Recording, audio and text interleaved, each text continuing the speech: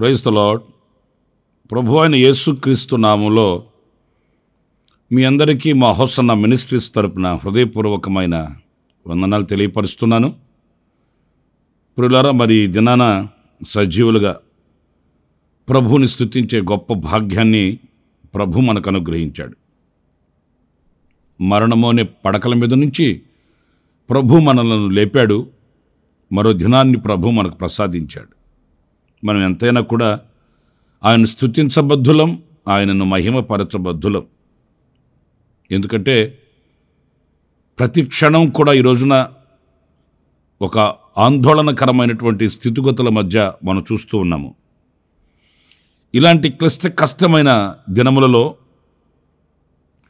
సజీవులుగా ఈ రోజున ప్రభువుని స్తుతించే ఈ గొప్ప భాగ్యం మనకు దక్కింది అనంటే ఇది దేవుడు మనకు అనుగ్రహించిన కృపాదానం అని మాత్రం మనం మర్చిపోకూడదు.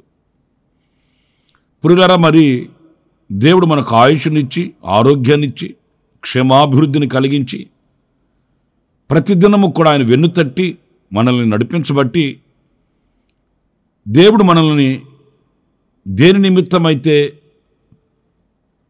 జీవమిచ్చి నడిపిస్తూ ఉన్నాడో ఆ కార్యం సార్థకమవుతుంది అని చెప్పడంలో సందేహమేమీ కూడా లేదు.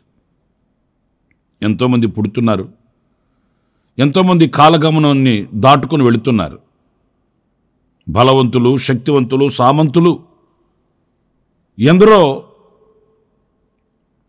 ఈ లోకపు పరిధిని దాటుకొని దేవుడు వాళ్ళకి నిర్ణయించినటువంటి విశ్రాంతిలోనికి వాళ్ళు వెళ్ళిపోతున్నారు.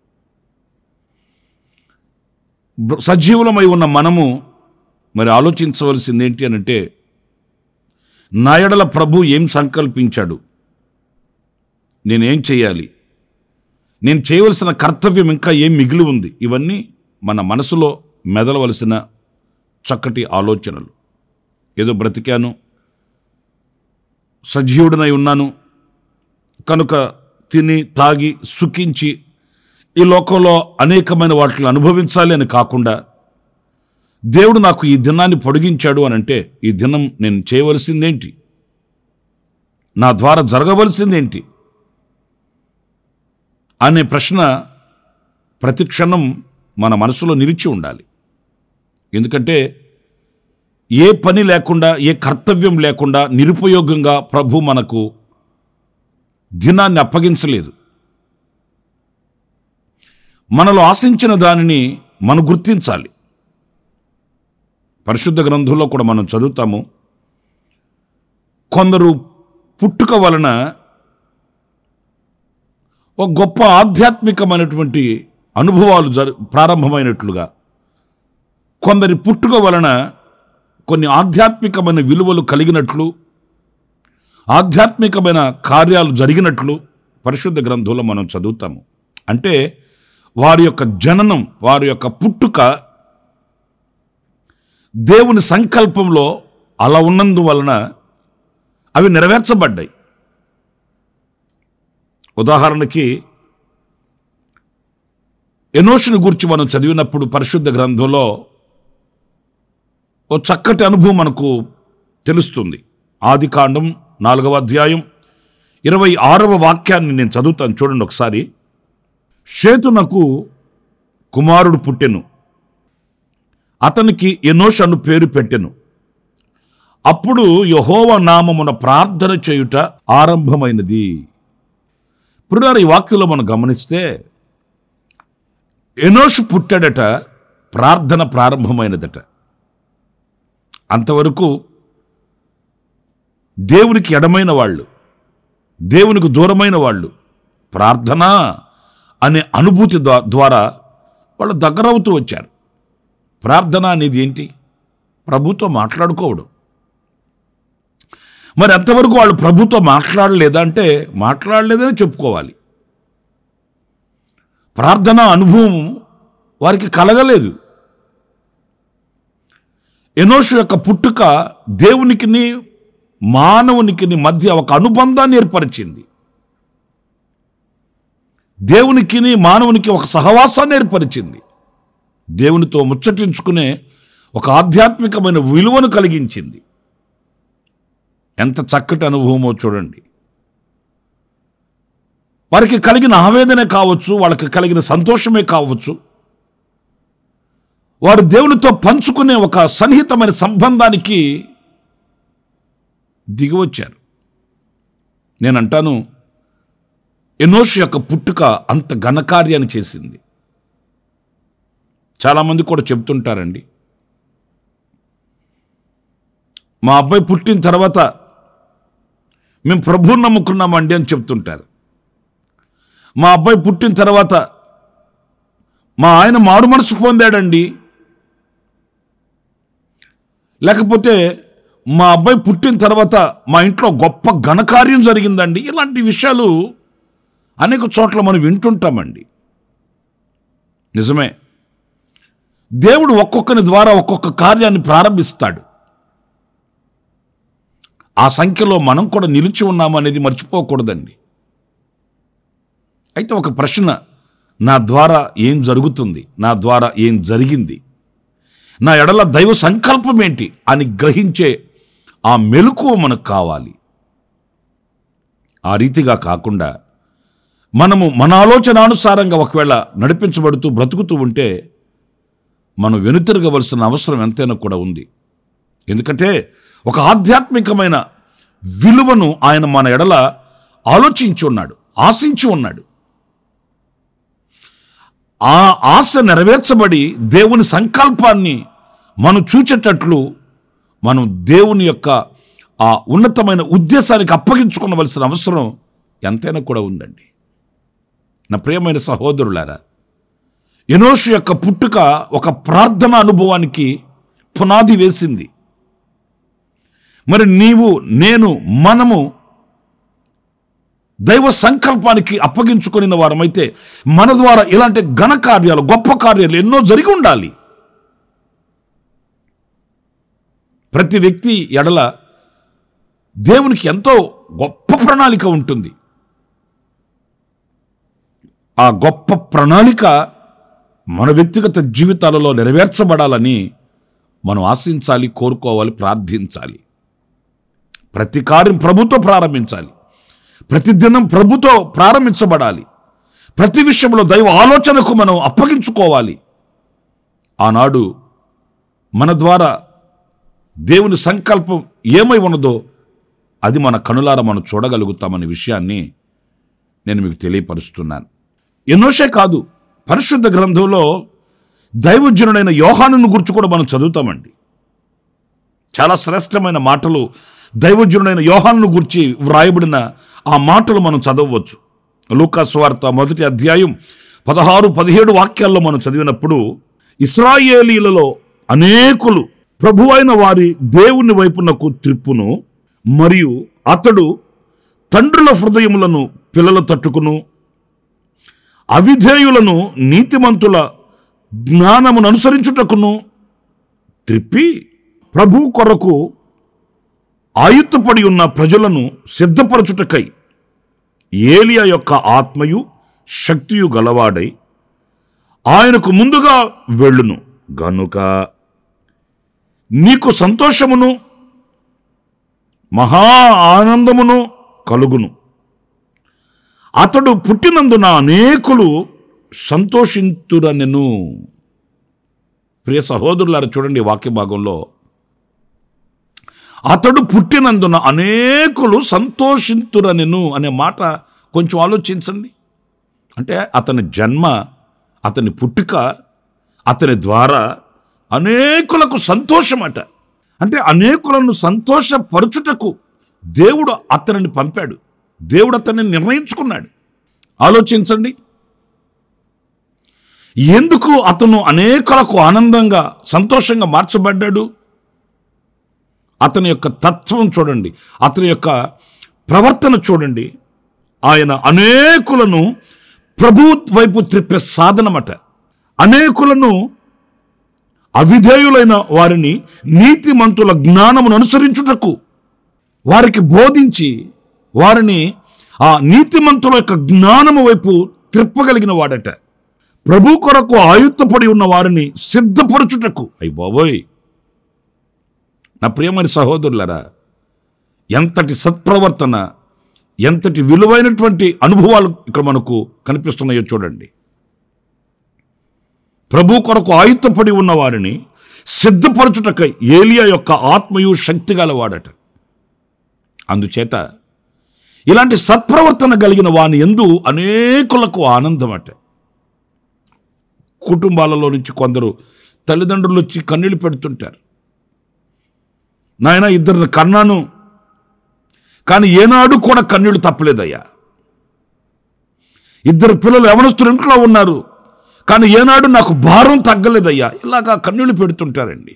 మరి ముఖ్యంగా ఈ విషయంలో యవనస్తులకు అనేక విషయాలు చెప్పాలి. ఎందుకంటే మన ద్వారా అనేకులకు సంతోషం కలగాలి.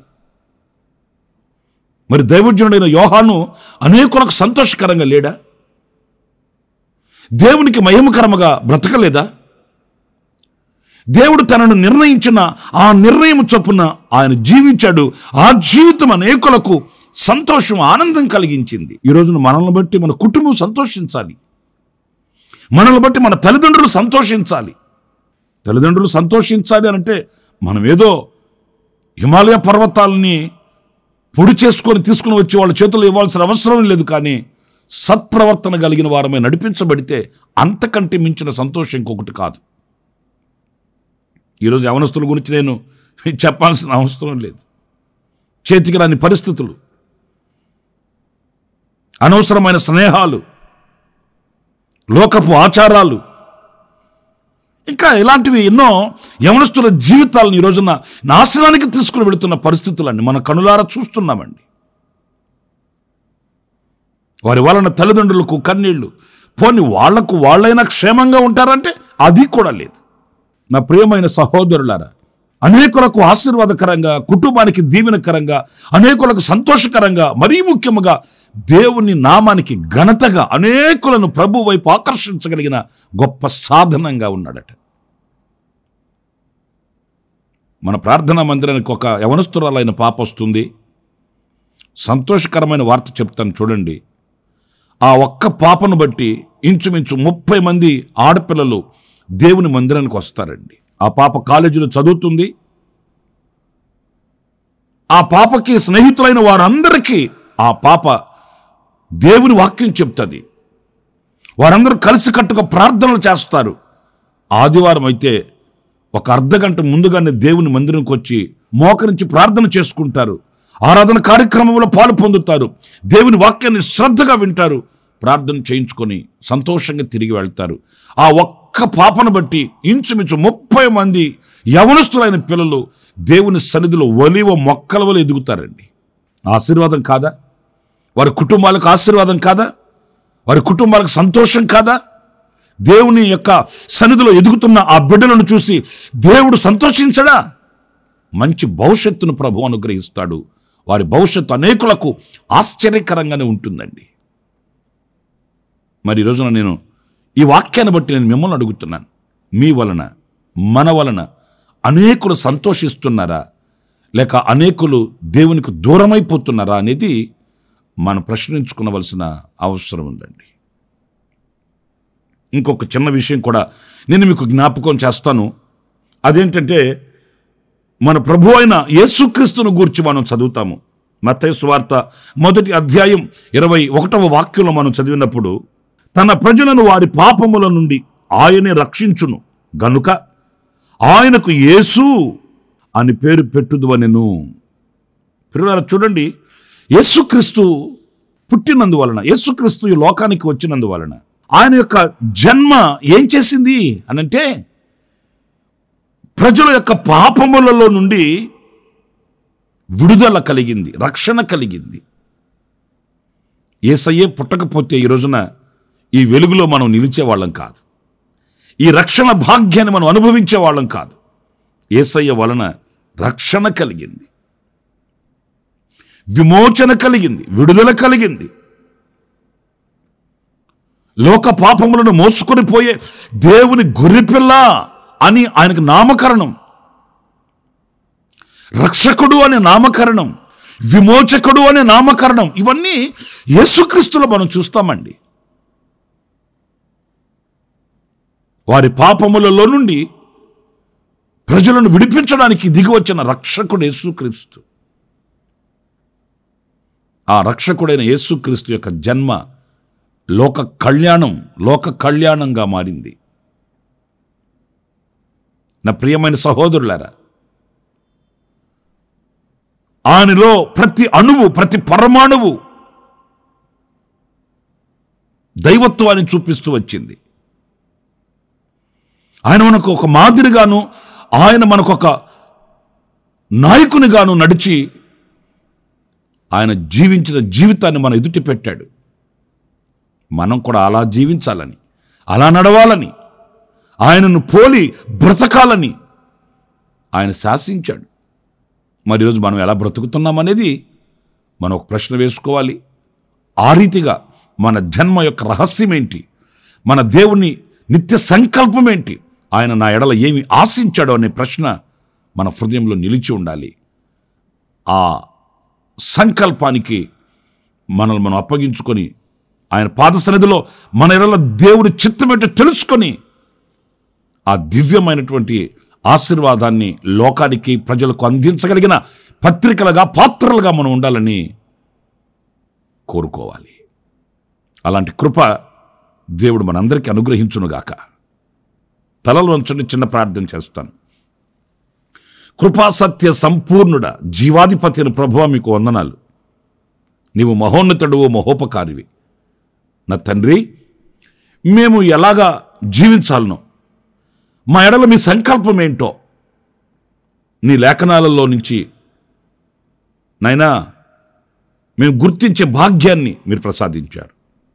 ఆనాడు ఎనోషు కానివ్వండి, దైవజనుడైన యోహాను కానివ్వండి, వారి యొక్క జన్మ రహస్యం ఏంటో మా కళ్ళారా మేము చూస్తూ వచ్చాము. మేము కూడా వివేకం కలిగిన వారమై మా ఎడల మీ చిత్తం ఏంటో తెలుసుకొని ఆ రీతిగా అడుగులు వేయడానికి సహాయం చేయమని ప్రాముఖ్యంగా యవనస్తులైన పిల్లల్ని మీ చేత సమర్పిస్తున్నాను.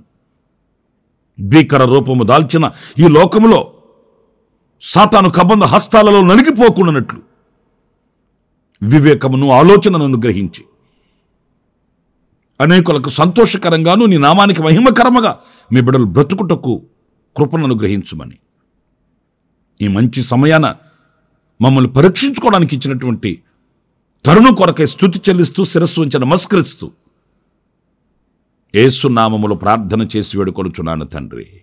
Amen, amen. ప్రభు మిమ్మల్ని ఆశీర్వదించి దీవించునుగాక. ఈ దినమంతా విశేషమైన కృప నా దేవుడు మీకు అనుగ్రహించుగాక. ఆమెన్. ప్రతి దినము ఈ అనుదిన కృపాను సందేశాల కొరకు, ఇంకా మరిన్ని ఆత్మ సంబంధమైన సందేశాల కొరకు ఈ మా యూట్యూబ్ ఛానల్ ని సబ్స్క్రైబ్ చేసుకోండి. Pastor Ramesh, ministries.